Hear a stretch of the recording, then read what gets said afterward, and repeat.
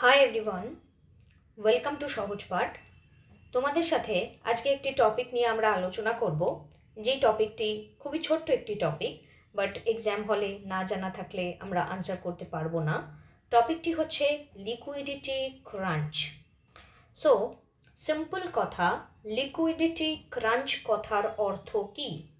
So দেখো, liquidity ক্রাঞ্চ মানে আর কিচ্ছু না, এখানে ঘাটতি হচ্ছে ক্রাঞ্চের মানে ঘাটতি। ব্যাংক যখন বলে তাদের লিকুইডিটি ক্রাঞ্চ হয়েছে, এর অর্থ হচ্ছে ব্যাংকের কাছে লিকুইড যে মানি, সেই মানির ঘাটতি হয়েছে, আর কিচ্ছু না এর মানে। এবার মানির ঘাটতি বিভিন্ন কারণে হতে পারে। ব্যাংকের এনপিএ প্রবলেম বাড়লে হতে পারে, নন পারফর্মিং অ্যাসেট প্রবলেম বাড়লে হতে পারে, ব্যাংকের ব্যাংকিং অ্যাক্টিভিটি কমে গেলে হতে পারে।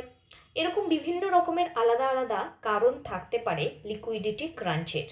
সিম্পল কথা, যখন যে কোনো কিছুর, এবং লিকুইডিটি ক্রাঞ্চ শুধু ব্যাংকের হতে হয় না, যে কোনো মানুষের হতে পারে। তুমিও বলতে পারো তোমার লিকুইডিটি ক্রাঞ্চ রয়েছে, মানে লিকুইড যে ক্যাশ বা লিকুইড যে ফ্লো, সেই ফ্লোর অভাব রয়েছে, ঘাটতি রয়েছে, তাকে লিকুইডিটি ক্রাঞ্চ বলছে।